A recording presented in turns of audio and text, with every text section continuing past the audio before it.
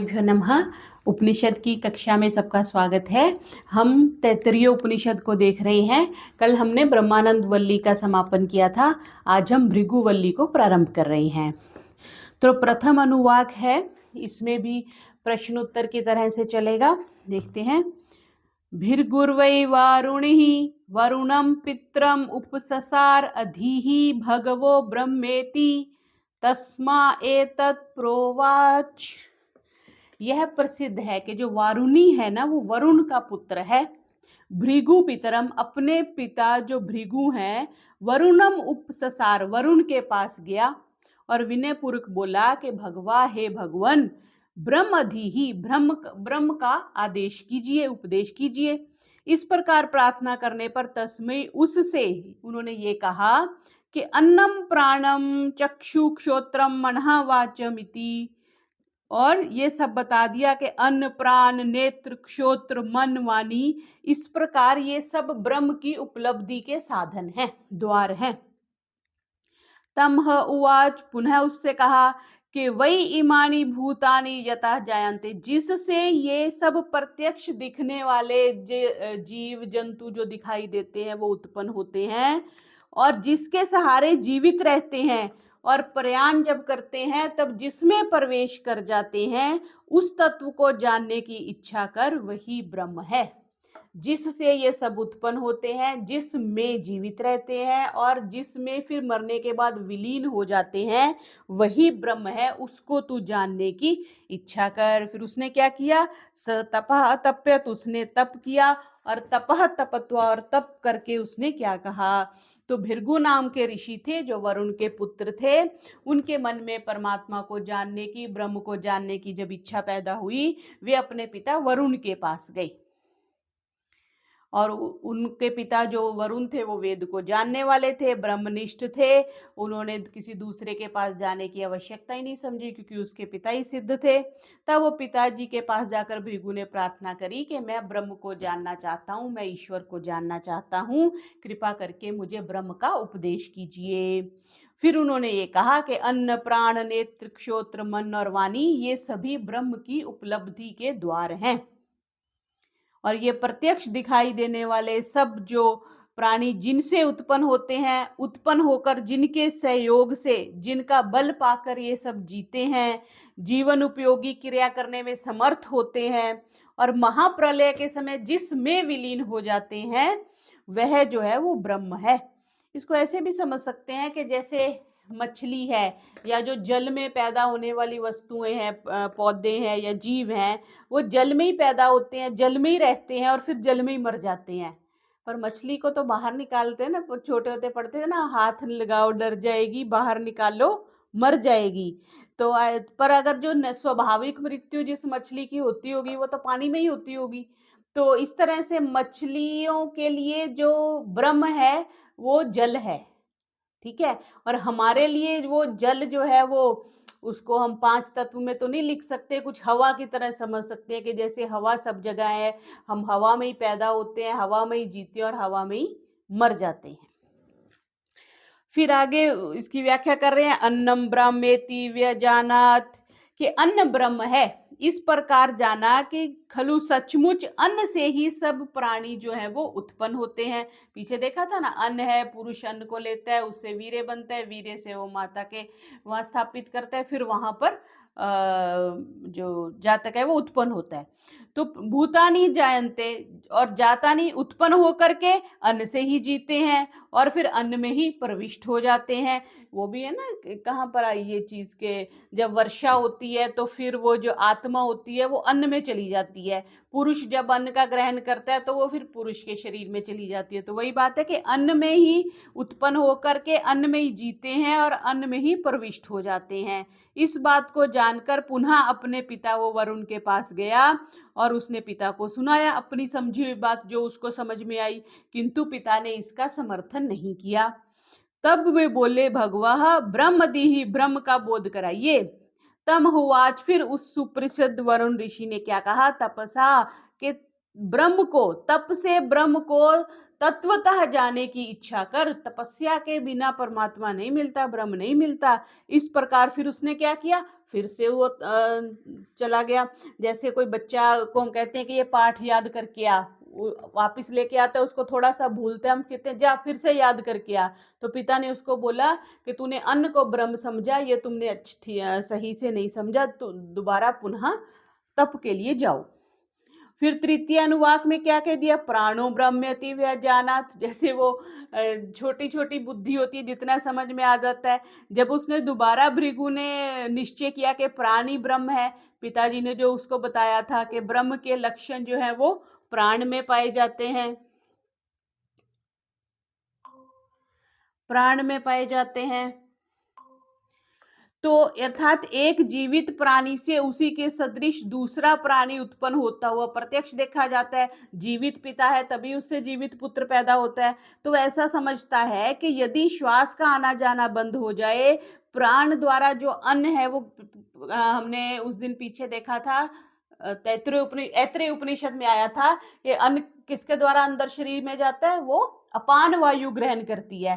तो वो ऐसा समझता है कि प्राण द्वारा अगर अन्न को ग्रहण ना किया गया तो मरने, तो क्या होगा, शरीर में रस उत्पन्न नहीं होगा, तो प्राणी जो है वो जीवित नहीं रह सकता।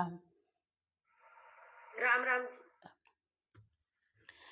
तो इसमें ये क्या कह रहे हैं कि फिर प्राणी उसके साथ प्रत्यक्ष मृत शरीर में प्राण रहते नहीं, तो निस्संदेह जो प्राण ही ब्रह्म है, ऐसा उसने समझा। तो वे पुनः पिता के पास गए और बोला कि मैं तो जो प्राण है उसको मैं ब्रह्म समझता हूं। तो फिर उसके पिता उसका समर्थन नहीं करते, और उसके पिता क्या बोलते हैं कि तुम दोबारा से जाओ और क्या करो, फिर से तप करो। तो तप द्वारा ब्रह्म को जानने की चेष्टा कर, यह तप ही ब्रह्म है, और ब्रह्म के तत्व को जानने का जो है वो प्रधान साधन है। इस प्रकार पिता की आज्ञा पाकर भृगु ऋषि उसी प्रकार तपस्या करते हुए पिता के उपदेश पर विचार करते रहे। तो अन्न को इग्नोर कर दिया और प्राण को कर दिया।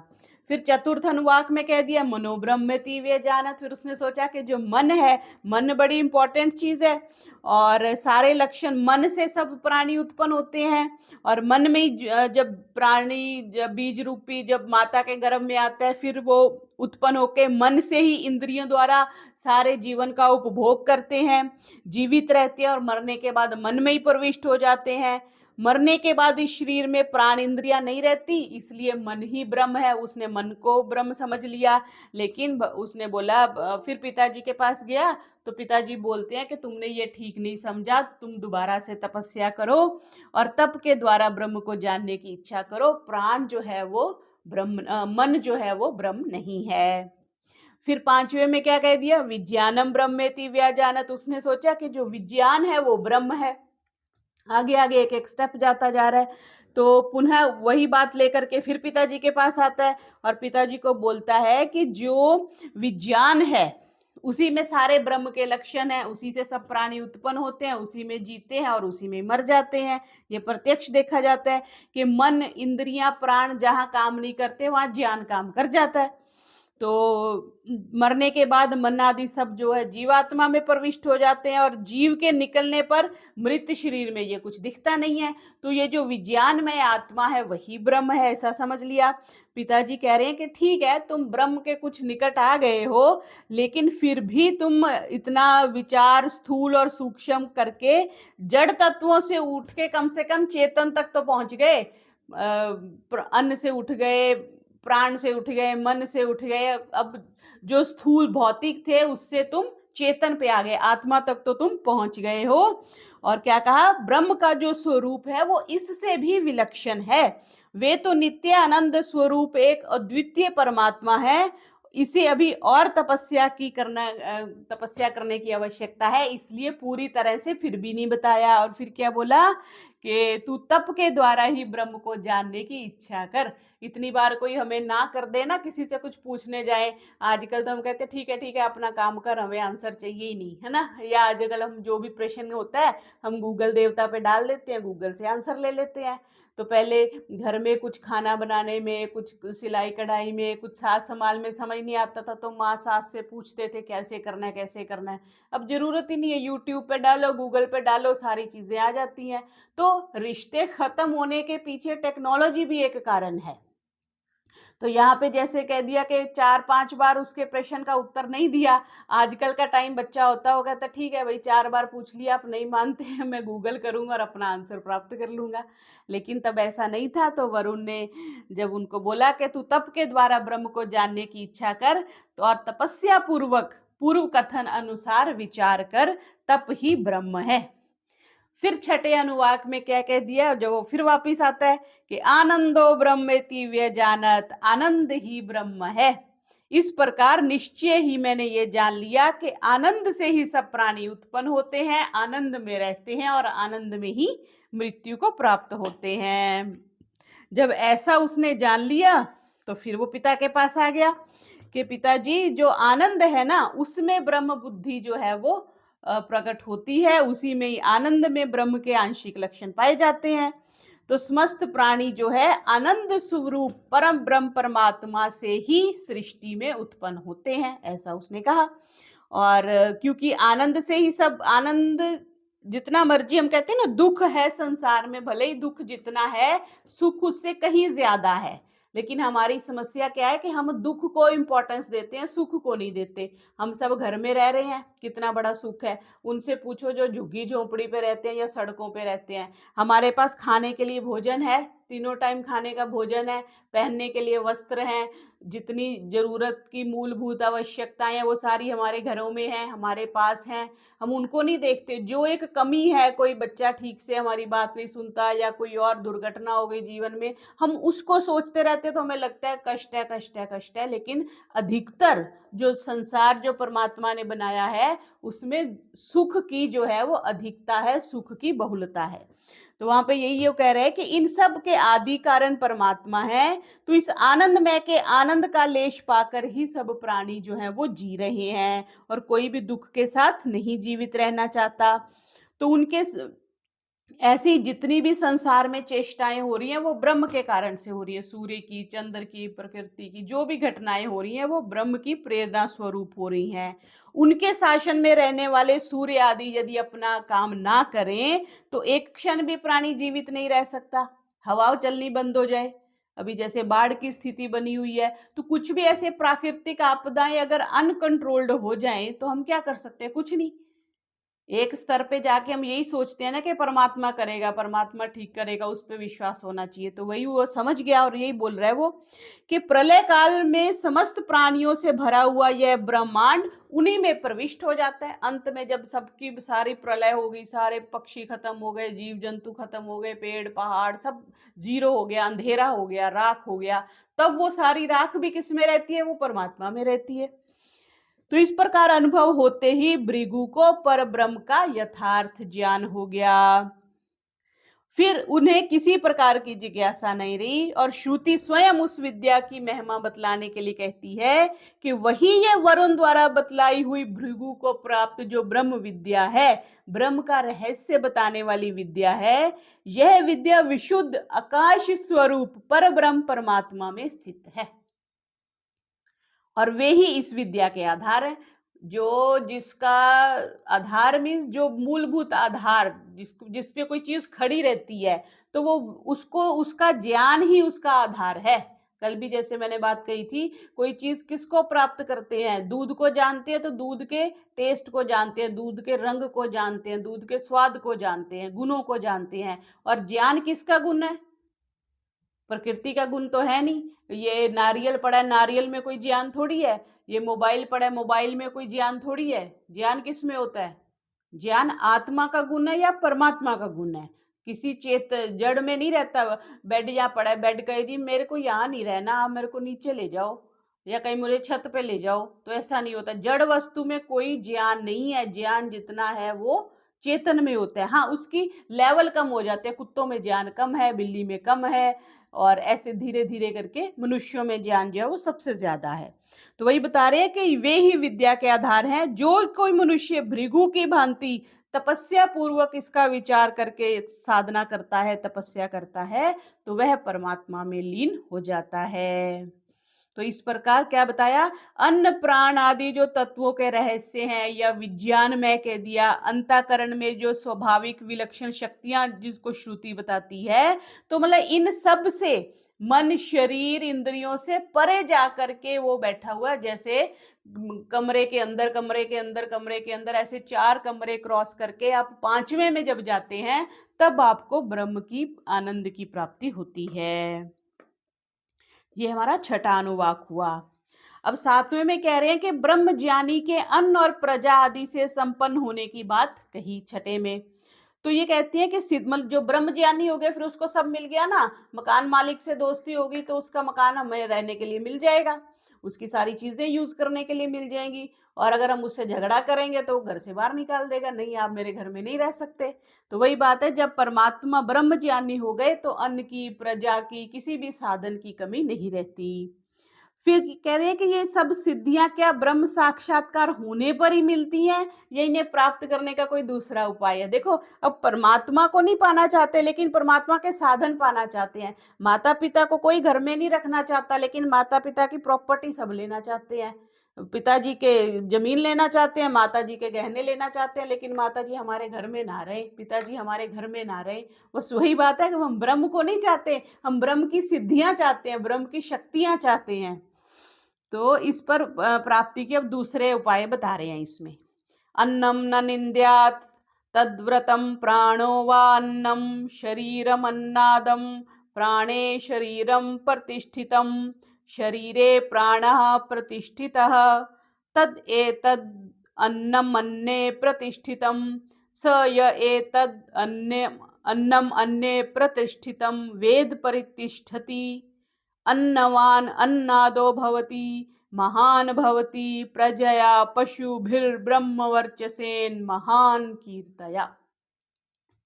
बड़े स्टेप वाइज इन्होंने व्याख्या करी। अन्नम ना निंद्यात, चाहे हमारे बुजुर्गों को नहीं पता था पर वो कहते थे अन्न जूठा नहीं छोड़ना, अन्न को बुरा नहीं बोलना। कई बार हम कहते थे नहीं सब्जी अच्छी नहीं बनी, ये डिश मुझे पसंद नहीं है। आजकल तो हर बात पे बच्चे बोल देते हैं और हम भी उठा के थाली उठा लेते हैं और उनको दूसरा बना के दे देते हैं।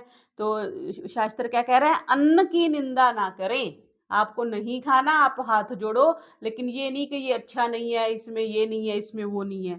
तत्व्रतम प्राणा वही अन्ना, वह व्रत है कि प्राण अन्न है। शरीर अन्न का भोगता है, शरीर ही तो अन्न खाता है। शरीर प्राण के आधार पर स्थित हो रहा है और शरीर के आधार पर ही प्राण चल रहे हैं। शरीर नहीं होगा, कमजोर हो जाता है तो प्राण निकल जाते हैं।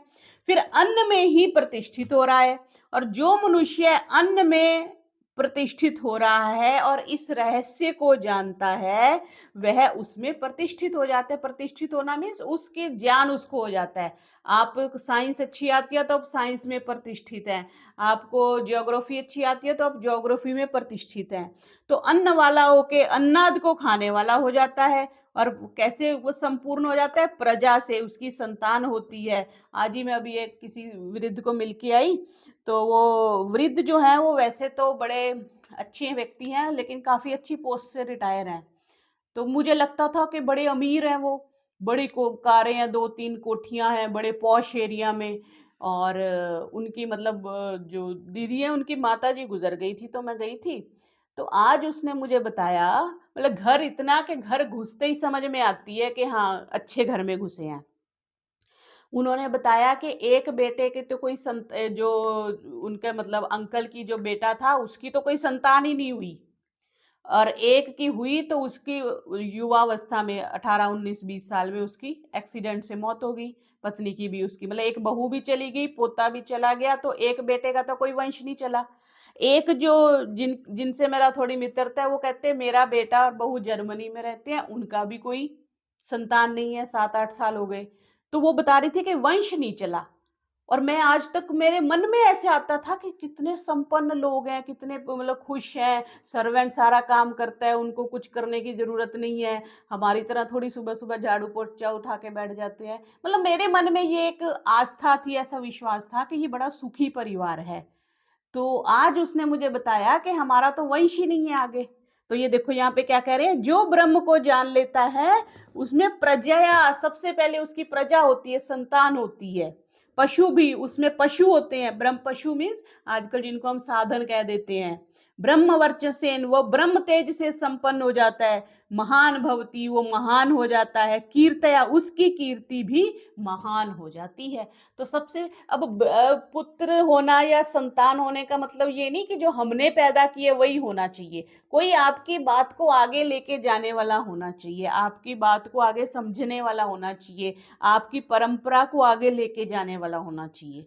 तो इसमें इन्होंने यही बताया कि अन्न का महत्व बता दिया कि अन्न की निंदा नहीं करनी चाहिए, अन्न की निंदा ना करने का व्रत लेना है, क्योंकि अन्न ही प्राण है और प्राण ही अन्न है। अन्न से प्राणों में बल आता है, प्राण शक्ति से अन्नमय शरीर में जीवनी शक्ति आती है, और इसलिए अन्न ही है जो प्राण है, जो शरीर में रस को फैलाता है। तो यहां पर अन्न और प्राण की बात इन्होंने करी। और फिर जो इसको समझ लेता है वो संतान से, नाना प्रकार के पशुओं से, ब्रह्म तेज से संपन्न हो जाता है।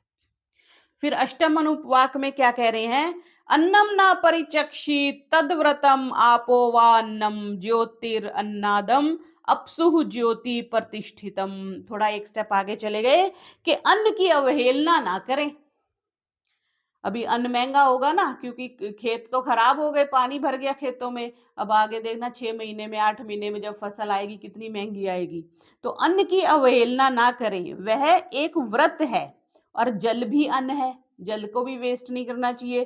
तेज, ज्योति जिसको बोलते हैं तेज, अन्न का भोगता है। जल में तेज, तेज में जल प्रतिष्ठित है, और यही अन्न में अन्न प्रतिष्ठित है। जो मनुष्य अन्न में प्रतिष्ठित है वह भली भांति समझता है, तो वो कैसा हो जाता है, अन्न को खाने वाला, अन्न में प्रतिष्ठित हो जाता है। एक स्टेप प्राण इसमें इन्होंने कंक्लूड कर लिया। वो कहते हैं कि मैं अन्न की अवहेलना नहीं करूंगा, अन्न का उल्लंघन, दुरुपयोग और परित्याग नहीं करूंगा, या ऐसे कह लें कि उसे जूठा नहीं छोड़ूंगा। बहुत सा ये जो विवाह शादियों में, भंडारे में देखते हैं कितना जो खाना है वो डस्टबिन में जाता है, तो वो नहीं करना चाहिए। या यहाँ पर ये बता रहे हैं, अब डायरेक्ट कहीं नहीं आपको लिखा हुआ मिलेगा, लेकिन यहाँ पे देखो, अन्न की निंदा ना करें मीन्स अन्न के बारे में बुरा ना बोले और अन्न को वेस्ट ना करें। और फिर आगे इसका एक स्टेप चला गया कि अन्न के तत्व को ऐसे समझना चाहिए कि जल ही अन्न है, क्योंकि खाद्य वस्तुएं भी तो हम जल के बिना नहीं बना सकते ना। वो एक अंकल आते हैं, बोलते हैं कि आजकल रसोई कितनी अच्छी होगी, अग्नि भी वहीं पे है, जल भी वहीं पे है, भोजन बनाना है वो भी वहीं पे है। पहले कितनी दूर से पानी लेके आते थे, लकड़ियां लेके आते थे, तब कहीं अन्न बनता था। अब क्योंकि सहज ही हमें उपस्थित है, हम बना के थाली ऐसी बाहर भी फेंक देते हैं। तो ज्योति, तेज ही जल रूपी अन्न को भक्षण करने वाला है। तो जिस प्रकार अग्नि और सूर्य रश्मि आदि बाहर के जल का शोषण करती हैं, वैसे ही शरीर में जठर अग्नि भी जलीय तत्वों का शोषण करती है। पेट में जो अग्नि जलती है उसको भी जल की आवश्यकता होती है भोजन को पचाने के लिए। तो जो मनुष्य इस चीज को समझ लेता है उसके फलस्वरूप वो ब्रह्म तेज को प्राप्त हो जाता है। फिर कह रहे हैं, अन्नम बहु कुर्वीत तद्व्रतम पृथ्वी व अन्नम आकाशो अन्नाद पृथ्वी में आकाश प्रतिष्ठिता। एक स्टेप आगे चले गए कि जो पृथ्वी का आधार होने से मानो अन्नाद है, पृथ्वी में आकाश प्रतिष्ठित है, आकाश में पृथ्वी प्रतिष्ठित है, और यही अन्न में है। जो इसको समझ लेता है वो ब्रह्म ज्ञानी हो जाता है। तो मतलब मैं अन्न को खूब बढ़ाऊंगा, ऐसा एक विश्वास होना चाहिए। क्यों? क्योंकि किसी वस्तु का अभ्युदय होना, किसी वस्तु का पैदा होना और उसका विस्तार होना, दो चीजें होनी चाहिए। अगर विस्तार नहीं होता तो वो संकीर्ण हो जाती है। तालाब का पानी खड़ा रहता है तो जोड़म बोलते हैं, क्या जोड़ बोलते हैं गांव में, तो पानी में क्या लग जाती है, फंगस लग जाती है। तो वो चलते रहना चाहिए, उसका विस्तार होना चाहिए, तभी उसको, उसमें पशु आते जाते रहते, फिर उसको काई नहीं लगती। लेकिन उसमें हलचल नहीं हो तो वो काई लग जाती है। तो यहाँ क्या क्या, कोई भी वस्तु पहले उत्पन्न हो और फिर उसका विस्तार होना चाहिए। और फिर ये बोल दिया, पृथ्वी में आकाश स्थित है क्योंकि वह सर्वव्यापी है, और आकाश में पृथ्वी स्थित है, ये तो हमें हमारा प्रत्यक्ष ही है। और जो 5 भूतों में आकाश पहला तत्व है और पृथ्वी जो है वो अंतिम तत्व है। आकाश, वायु, अग्नि, जल और पृथ्वी। और पृथ्वी किसमें स्थित है? आकाश में। और आकाश सर्वव्यापी होने से सब जगह स्थित है। तो इसको जो अच्छे प्रकार से समझ लेता है वो समस्त भोग्य पदार्थों को प्राप्त कर लेता है और उसको यश की प्राप्ति होती है। फिर आगे दशम में क्या कह रही है? न कंचन वस्तु प्रत्यक्ष चक्षित। ये थोड़ा विषय आगे आ जाएगा, इसको कल देखेंगे। तो आज हमने भृगुवल्ली के 9 अनुवाक संपूर्ण किए।